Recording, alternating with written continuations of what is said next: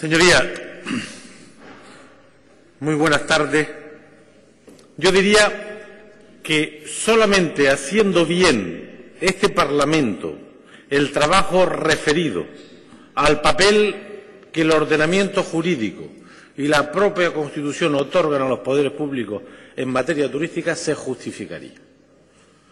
Estamos hablando del sector de la economía canaria más relevante, el que nos sacó de la miseria y el que nos ha colocado en razonables niveles de desarrollo y del que vamos a estar vinculados con seguridad siempre si hacemos las cosas bien. El turismo es decisivo, determinante, de interés general, absolutamente vital para el presente y el futuro de esta tierra.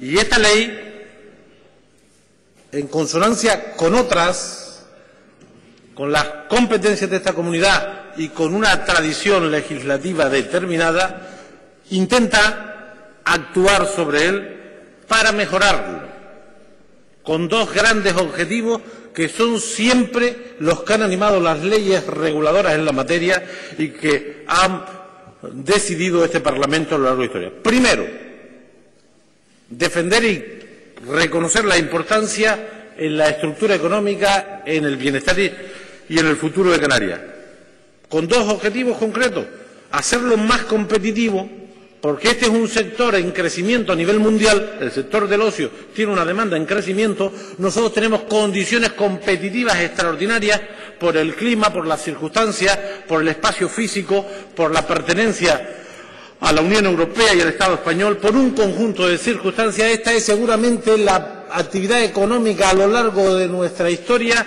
en la que hemos sido competitivos por nuestras propias condiciones, que no hemos necesitado ni de protección ni de incentivo. Sencillamente, esta actividad es una actividad que podemos desempeñar de forma eficiente.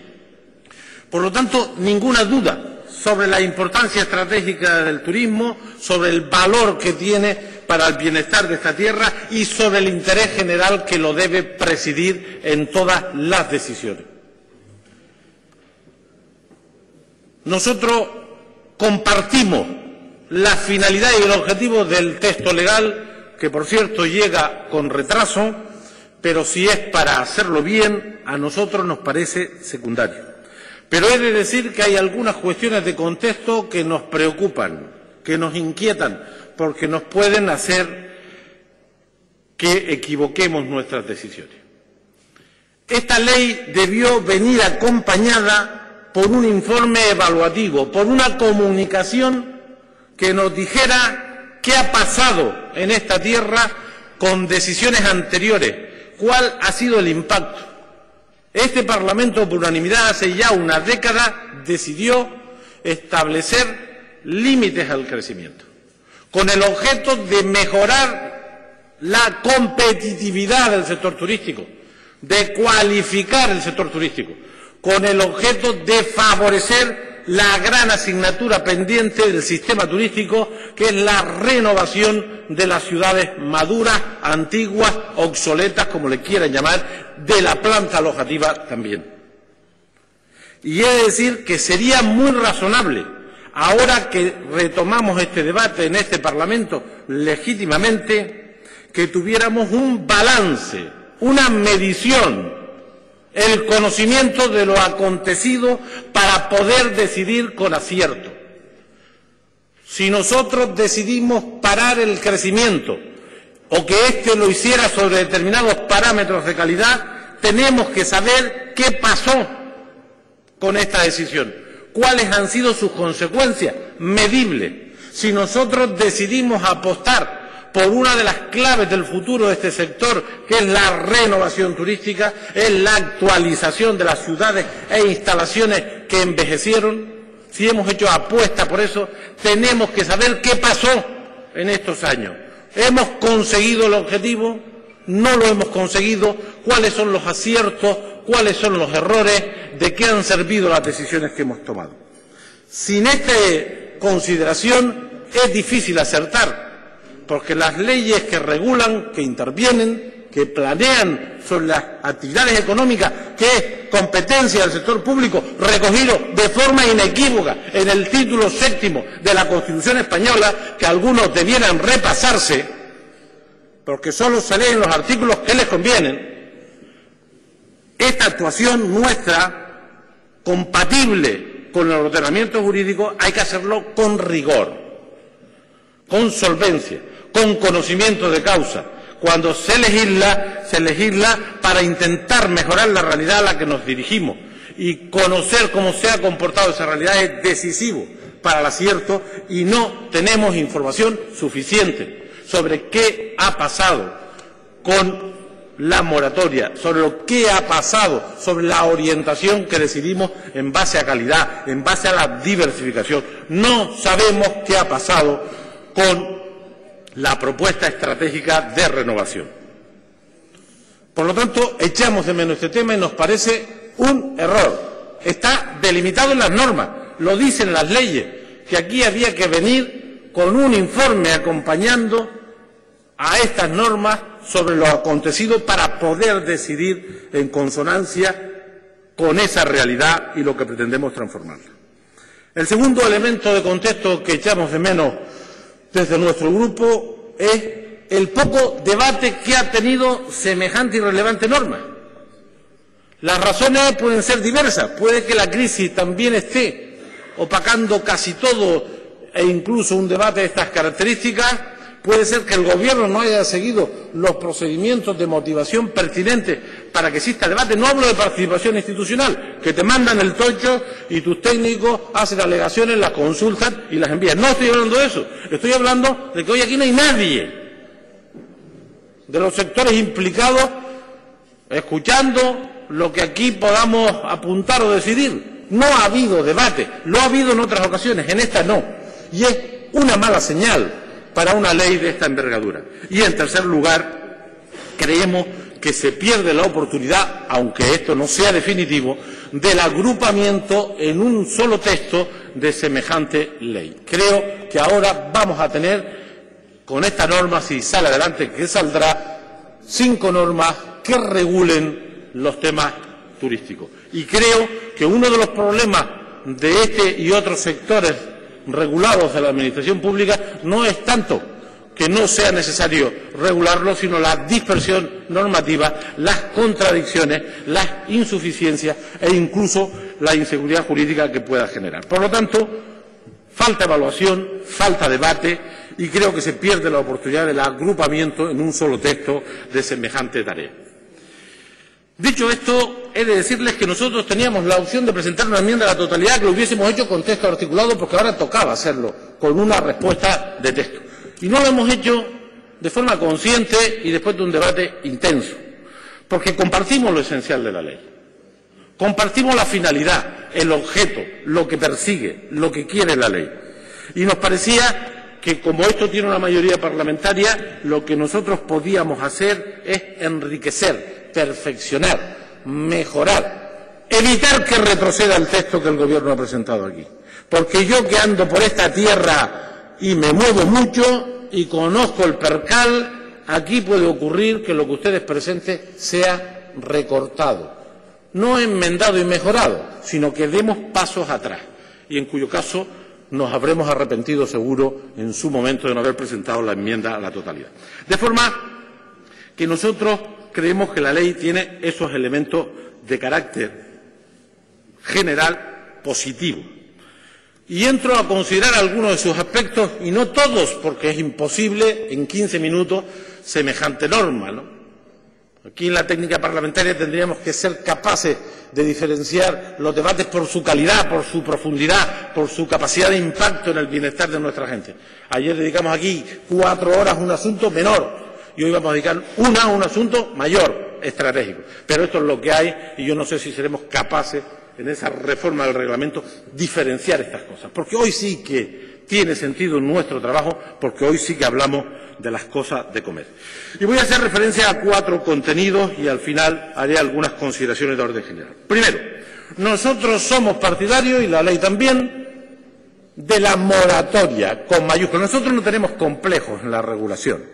El complejo lo debieran tener los desreguladores, los que hicieron el desastre financiero o los que hicieron el desastre de regulación del suelo que ha sumido a medio mundo en la miseria. Estos son los que debieran tener complejo. Nosotros no tenemos ningún complejo en desempeñar la función democrática y compatible, mandatada por el ordenamiento jurídico de intervenir en la planificación económica, porque lo dice la Constitución, porque lo hacen todos los países del mundo y sobre todo los más desarrollados.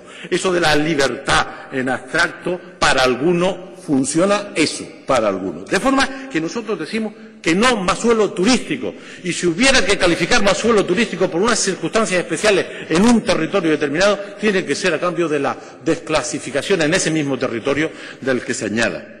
Decimos también limitar el crecimiento. Aquí tenemos una duda que en nuestro texto alternativo hubiésemos planteado. Nosotros creemos que el crecimiento, a lo mejor no tiene, las limitaciones al crecimiento no tienen que ser indefinidas. Pueden ser por 3 años, por 5 años, y a lo mejor ni siquiera tienen que estar asociadas a determinadas calidades, determinadas más o menos por intuición, sino cantidades. Dejamos eso para el debate en comisión y en ponencia. Sí creemos que no se puede crecer de cualquier manera y sin control, porque tiene una consecuencia indiscutible, y es que si se permite el crecimiento no habrá renovación, y si no hay renovación condenamos a esta tierra y a su sector más estratégico al fracaso. Si nosotros no combatimos la lumperización de los destinos maduros, que es lo que está ocurriendo y ocurrirá en las próximas décadas, si nosotros no recuperamos los destinos maduros, los mejores lugares del archipiélago, estaremos haciendo un flaco favor a las futuras generaciones. Por eso la limitación del crecimiento tiene el sentido de orientar hacia la calidad la oferta turística y tiene el sentido de que los esfuerzos públicos y privados se orienten sobre una actividad que es estratégica, que es determinante para el territorio y para la economía, como es la renovación. De manera que ninguna duda en esta materia. Lo que decimos sobre la renovación es que como no hemos tenido éxito, para no reconocer que es un fracaso, no hemos tenido éxito en la intervención, en el esfuerzo, porque ha sido incompleto, porque no se han cumplido los plazos, porque hemos hablado mucho y hecho poco. No hemos avanzado en el proceso de renovación. Lo que sí es indudable es que sigue siendo una tarea primordial, decisiva, para este sector económico, para su competitividad, para su supervivencia en el futuro. Y por lo tanto creemos que ahí hay que seguir haciendo esfuerzos.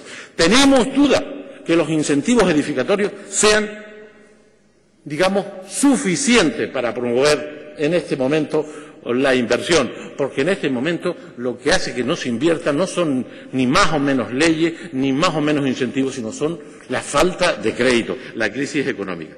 Tenemos, aunque reconocemos la oportunidad y la utilidad de los PPM, de los planes estos de mejora y modernización, que creemos que puede interpretarse que invaden competencias, y sobre todo nos preocupa que pueda ser un asunto arbitrario. Nos preocupa mucho. Yo estoy estudiando algunos y no me gustan algunas de las cosas. No me gustan algunas cosas del listado, porque no tienen nada que ver con el interés general. Esa es mi percepción. Cuando lo tenga estudiado, lo expresaré públicamente. De manera que, de acuerdo en esos instrumentos provisionales que debieran ser, de acuerdo que no invadan competencias y de acuerdo que puedan ser promovidos por todos los ámbitos competenciales, por los ayuntamientos, por los cabildos. También tenemos dudas sobre la estructura competencial y la discutiremos, y la posible recentralización que pudiera darse. Y acabo, porque es poquísimo tiempo para hablar de asuntos tan relevantes, con la oferta irregular. Un mandato, una de las tareas pendientes del sistema turístico que tenemos, bueno, aquí en este Parlamento hemos repasado las actas de sesiones, se ha llegado a hablar de 600.000 camas fuera de la regla, de la norma, de 400, de 150, de 120. Bueno, no sabemos cuántas camas hay fuera del sistema turístico. No lo sabemos. Y no lo sabe el Gobierno, a pesar de los varios intentos que ha habido en la última década. Y yo le digo al consejero que con 2 disposiciones transitorias de 8 renglones no se resuelve esto. Es tan difícil, es tan complejo, es tan diversa la casuística que necesitamos una instrumento normativo de más potencia para ver cómo buscamos el proceso de regularización, que es un mandato de la Ley de Directrices, que es una obligación resolver, pero me parece que esas dos disposiciones no son suficientes para resolver semejante tarea, desconocida tarea. Sí, 3 minutos, don Román. Sí. De manera que moratoria de suelo y plaza, renovación, los PPM, la estructura competencial, la oferta irregular y su necesaria regularización obligan a mejorar el texto. Y acabo, para no abusar de la confianza del señor presidente, diciendo lo siguiente. No hay nada en las consideraciones legales, en los acuerdos de orden político y social de la última década, relevante, significativo, que no haya sido decidido aquí por este Parlamento en abril del año 2003. Nada. No me refiero a la casuística y no me refiero a las técnicas, me refiero a los objetivos. Nuestras necesidades son hacer del turismo un sector estratégico, competitivo y diverso. Y para ello necesitamos cualificar la oferta, diversificarla. Necesitamos renovar las ciudades y las instalaciones que quedaron obsoletas. Necesitamos mejorar la formación del personal y de los empresarios. Esto es el mandato inequívoco, claro, contundente de las leyes de directrices que aquí aprobamos en su momento, razonablemente reiterado por las leyes posteriores, absolutamente copiado por el Pacto de Fuerteventura 2008 y 2020, igual. De manera que vuelvo a insistir, y acabo con esto, que tenemos los objetivos claros desde hace mucho tiempo, las tareas marcadas desde hace mucho tiempo. Lo que no es fácil intervenir sobre ellas, ni hemos hecho todas las cosas bien. Por eso creo que esta norma, muy importante, podrá contribuir a desentrañar, a resolver, a operativizar respuestas que, teniendo clara su necesidad, no hemos sido capaces de hacerlo. Nuestra posición será contraria al voto particular, porque estamos totalmente en contra de esa filosofía, de esas ideas que no tienen nada que ver con nuestro ordenamiento jurídico, ni con nuestra tradición, ni aquí ni en otras latitudes, porque el partido que propone esta enmienda por la supuesta libertad de empresa aprobó la ley de directrices y aprobó la ley 6/2009 de medidas urgentes, que es la misma lógica. Y yo creo que la posición de ustedes cambia en función de si están en el Gobierno o están en la oposición, y no en función de otras argumentos. Esa es mi humilde opinión. Sí creo interesante la aportación de la enmienda a la totalidad en relación a la estructura competencial, y ahí entraremos. Acabo diciendo que nuestra posición es de dar apoyo político, si ustedes quieren, a la necesidad de ese tema, pedir que no retrocedan sobre los objetivos y parámetros que han marcado en la norma, y nosotros procuraremos, en la medida de nuestras posibilidades y modestias, colaborar en enriquecer y mejorar este texto legal, porque nos va una parte importante. Muchas gracias, don Román. Grupo Parlamentario